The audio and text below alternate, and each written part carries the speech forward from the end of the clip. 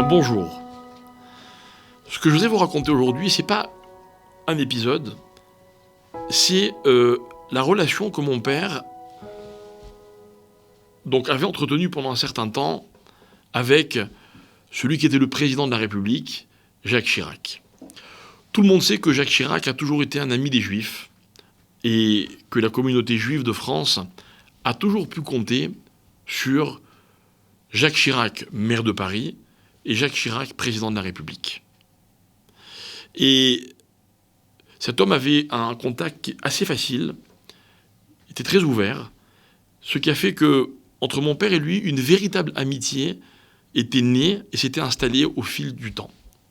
Et je voudrais pour vous le prouver, raconter 2-3 petites anecdotes. La première, elle est très sérieuse. Peut-être que beaucoup se rappellent, un jour, Jacques Chirac, en tant que président de la République, était venu en Israël en visite officielle. Et pendant cette visite, il y avait eu un incident. L'incident se passe devant un lieu de culte dans la vieille ville de Jérusalem. Un lieu de culte qui a un statut particulier parce que, au dire du président de la République, c'est un territoire français.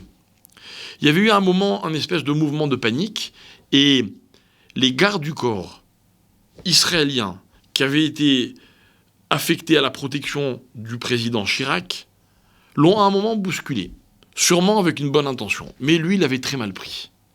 Et il avait réagi de façon un petit peu agressive, on va dire. Et évidemment, en Israël, ça avait été très mal pris aussi. Bref, tout le monde a fini fâché. Mon père était le grand rabbin de France à cette époque-là, et il a pensé qu'il ne pouvait pas laisser passer une chose pareille. Et voilà ce qui s'est passé.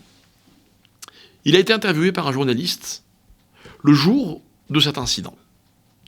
Et le journaliste lui a demandé, monsieur le grand rabbin, c'était peut-être pas avec ces mots, mais c'est ce que ça voulait dire, qu'est-ce que vous pouvez nous dire, ce que vous pensez de ce qui vient de se produire à Jérusalem?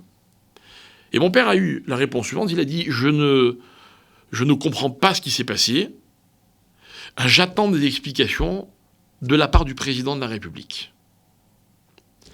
Le président est rentré en France le lendemain, ou juste après son arrivée. Il a fait appeler le secrétariat de mon père en disant « Je voudrais recevoir le grand rabbin ». Donc il répond à cette perche que mon père lui a tendue. Et tout de suite un rendez-vous a été pris, et mon père est allé le voir, et Jacques Chirac s'est expliqué. Et peu importe quelle explication qu'il a donnée, mais c'est le geste qui compte. Il était important pour lui que les Juifs de France ne traduisent pas mal sa réaction, et il s'est expliqué, peut-être même justifié, auprès du grand rabbin, qui était donc celui qui représentait l'ensemble de la communauté. Et puis il y a eu un tas après de rencontres, évidemment, un peu formelles, d'autres beaucoup moins. Et lorsque mon père est tombé malade, et qu'il était donc à l'hôpital de la Pitié-Salpêtrière, le président de la République est venu le voir. Et j'étais présent. Et ce qui est extraordinaire, c'est pas qu'il soit venu le voir, c'est qu'il est venu le voir avec une telle simplicité qu'on n'a même pas eu le temps de réaliser qu'il est en train d'arriver, que comme n'importe qui, tout d'un coup, il était devant nous et a dit « Bonjour, je suis venu voir le grand rabbin ». Et il n'y avait pas de journaliste, personne ne l'a su, on l'a raconté, mais ça n'a pas été quelque chose d'officiel. Il est venu le voir en tant qu'ami. Et voilà que, quelques temps plus tard, nous avons eu dans la famille un mariage. L'un de mes frères s'est marié.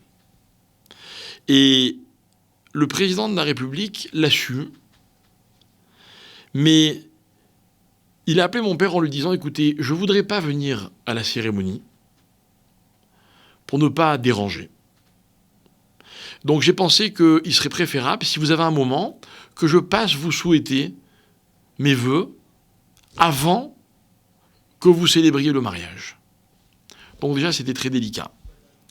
Et donc, rendez-vous a été pris, et je crois que c'était la veille du mariage.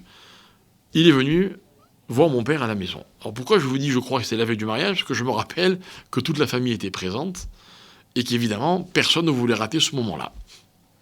Donc, au lieu de venir voir le grand rabbin, il a eu l'occasion de rencontrer toute la famille du grand rabbin. Les tontons, les cousins.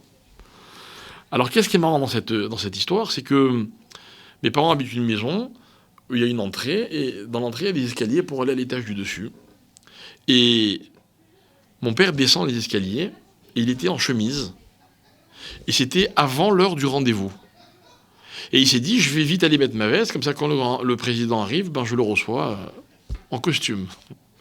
Et voilà qu'il est en train de descendre l'escalier, malheureusement il y descendait très lentement. Tout d'un coup on tape à la porte, je ne sais plus qui ouvre la porte, le président de la République. Donc il rentre dans la maison, alors que mon père est en train de descendre les escaliers en chemise.